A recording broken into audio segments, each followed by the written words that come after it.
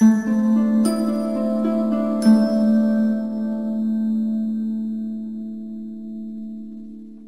কর্তারাই ভাবেন তাদের গিন্নিরা একটু বেশি খরুচে, আর গিন্নিরা কর্তাদের কিপ্টের তকমা দেন, সেই নিয়ে ঝামেলা চলতেই থাকে। সমীক্ষা বলছে 70% বিবাহিত দম্পতির ঝগড়ার কারণ এই টাকা পয়সা। নাক ডাকা, খাওয়া দাওয়া, যৌনতা নিয়ে ঝগড়াকে অনেক পিছনে ফেলে দিয়েছে টাকা নিয়ে খটাখটি। 35% দম্পতি একে অপরের কাছে নিজেদের খরচের খতিয়ান লুকিয়ে রাখে, ভয় অন্যজন জ্ঞান দেওয়া শুরু করবে। 60% দম্পতি যৌন সৎসর্গের থেকে বেশি নিজেকে ব্যাংক অ্যাকাউন্ট চেক করেন। সমস্যা সমাধানের উপায় জেনে নিন। অতীতে কখনো কিভাবে খরচ করেছেন সেসব গিন্নিকে খুলে বলুন, বোঝান আসলে আপনার চাপটা কোথায়। আপনার বাবা মায়ের কেমন খরচের হাত ছিল সেটাও বলুন, তাহলে তিনিও বুঝে শুনে চলবেন। টাকা পয়সার বিষয়ে সকালেই আলোচনা করুন। কাজ থেকে ফেরার পর ক্লান্ত থাকবেন দুজনেই, তখন এসব জটিল আলোচনা মাথায় ঢুকবে না, সমাধানও হবে না, সেই টানতে হবে পরের দিন। মাঝে টেনশনে আপনার রাতের 13টা। টাকা জীবনের গুরুত্বপূর্ণ বটে, তবে সবকিছু নয়। তাই টাকার পিছনে সবসময় ছুটে নিজেদের ভালো সময় নষ্ট করবেন না। তবে ব্যাংক ব্যালেন্স, খরচপাতি নিয়ে স্বচ্ছতা রাখা জরুরি।